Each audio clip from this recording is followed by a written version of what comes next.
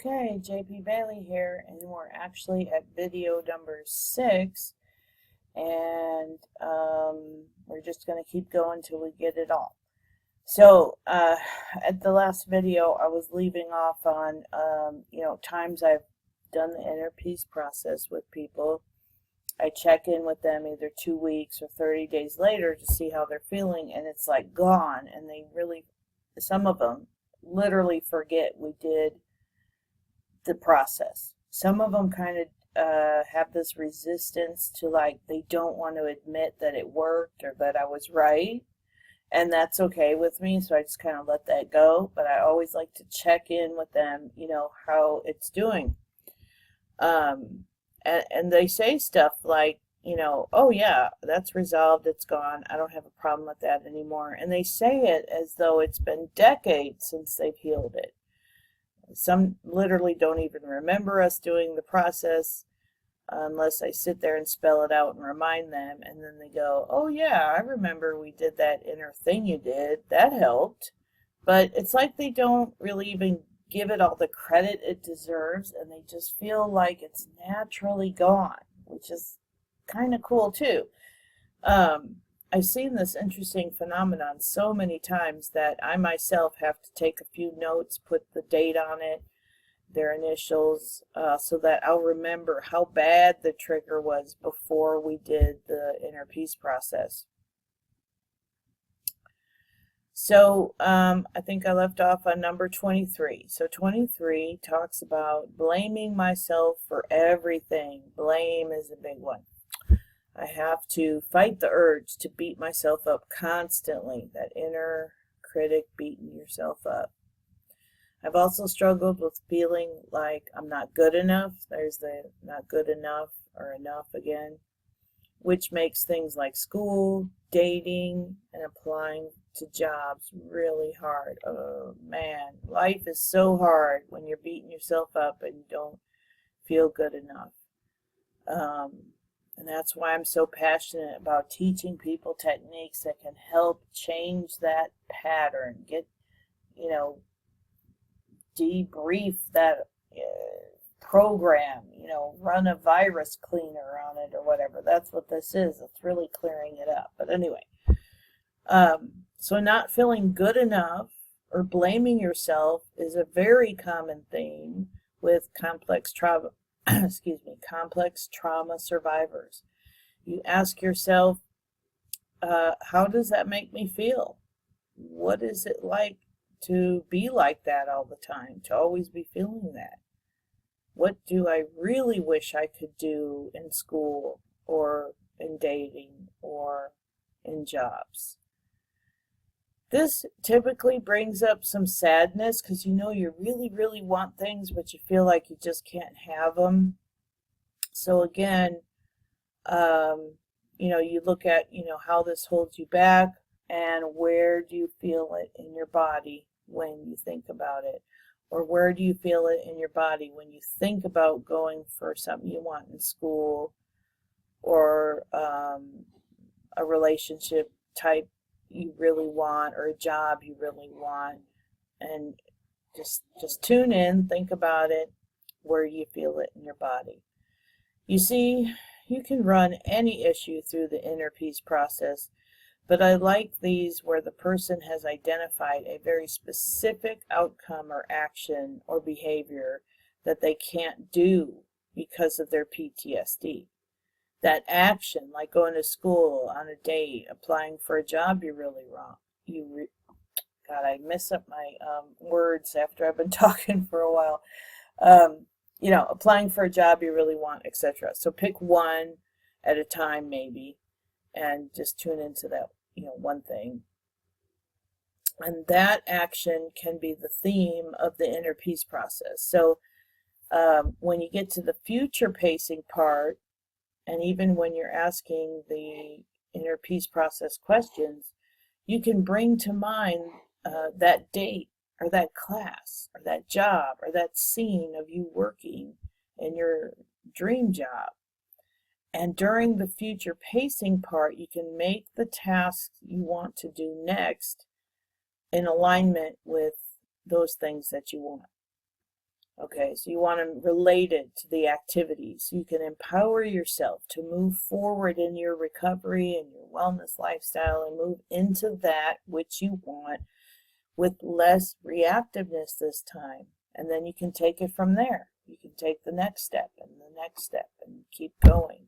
You can actually start moving towards what you want as a result of doing the inner peace process on these issues. Okay, so 24. I don't really know who I am or what I truly think. Virtually everything I say seems to me to be a lie. I just fabricated for that particular situation. I have real problems trying to identify what I'm feeling.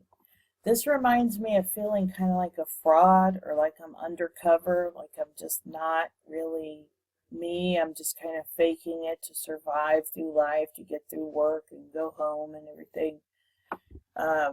I used to feel that all the time, like if I got found out, if they knew the real me type of thing. So moving forward in recovery on any issue is easier to do, of course, after you run the upset part through the inner peace process, which is like neuro-linguistic programming and somatic mindfulness processes together.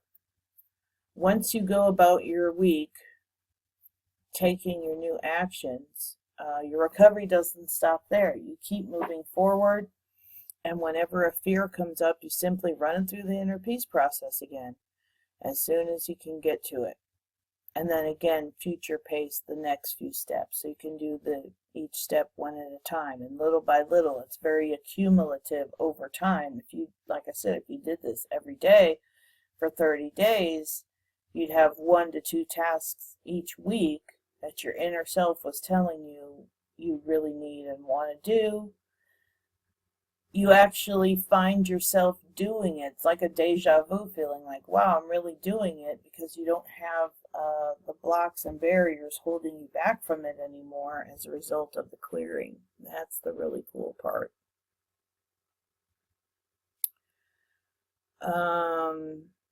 So yeah, you could do this as an exercise every day if you want it, as a coping skill and as a technique to help you get unstuck and not held back anymore, but maybe for the first time ever, having the courage to move into what you really, really want and have always wanted to do. And now we're at our last one, 25. Several things, but the main one was lashing out on social media for years. Controversial and angry statuses just due to the anger inside of me. I have texts I sent to friends where I described just how much I felt this unsettling anger in my chest. In my chest. Okay, that's where he feels it in his body. Emotional abuse from peers at school to family can really mess you up. Yeah, really can. I then finally found a therapist who could help me, and I've come a long way. Now, you can find a good therapist if they do EMDR. It's similar. I think it's harder and more taxing emotionally, but it does work. It might take a little bit longer, but do what you need to do. So my comment on that is that social media is a great modern way of practicing interacting skills, getting support, getting validation, making mistakes, forgiving yourself, expressing anger, expressing your anger that you probably held in for so long, that bitter, kind of painful, hurtful anger. So I'd go with this unsettling anger in my chest right away, ask them, where they feel it in their body, then take it through the inner peace process, bring up their resources, communicate with it, integrate the parts. Naturally going within is somatic mindfulness.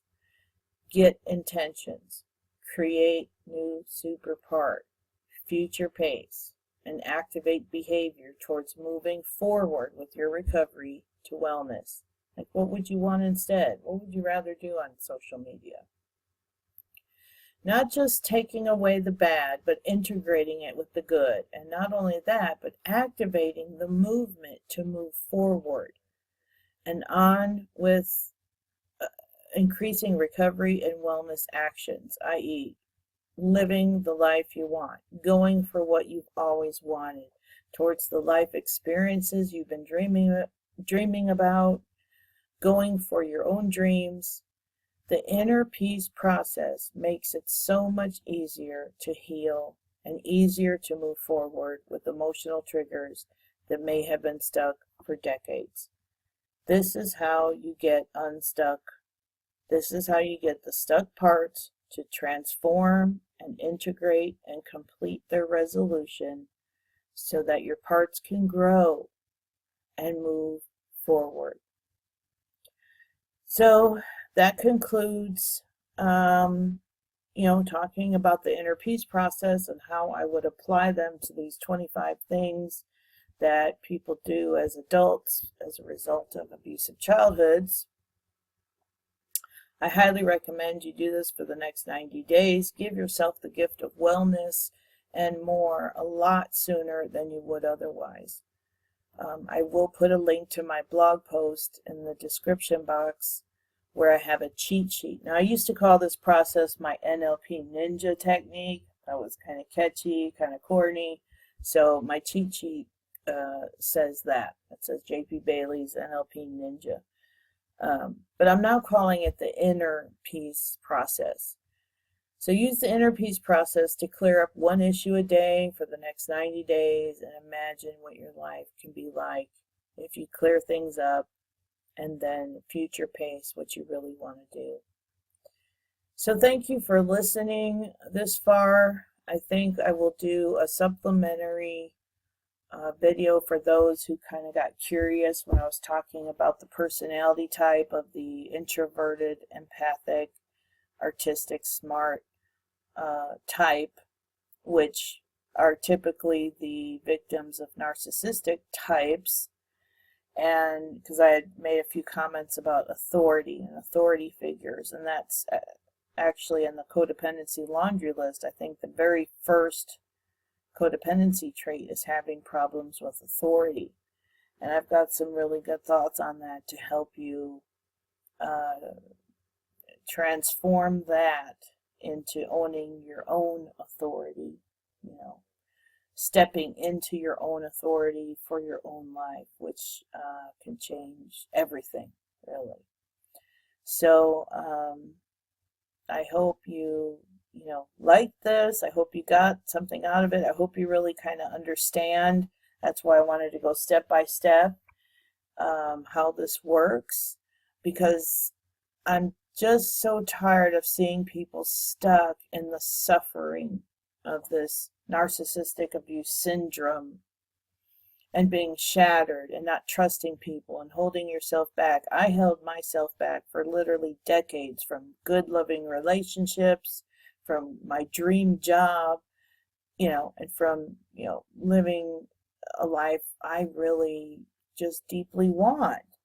It's not rich and fancy, but it's filled with nature and trees and bike paths, and I ride my bike down the paths with all these trees, and it's just so healing. I mean, that's what I always wanted. So I'm going for what I really want, those kind of inner things that I really want to do. And it's different for everybody what you really want to do. But that is the inner peace process. I'm JP Bailey. My blog is recoverytapping.blogspot.com, where I have tons of blogs on tapping as a process to heal, and then this NLP, or this inner peace process, and lots of other things on trauma and everything like that. Yeah. So that's pretty much it. I wrote the book Emotional Freedom Techniques for Codependency Recovery, and now I'm too lazy to write another book, so I'm basically doing videos on how to use the inner peace process to heal complex trauma and move on and move forward with your life to do what you really want and need to do. So I'll see you in the next video.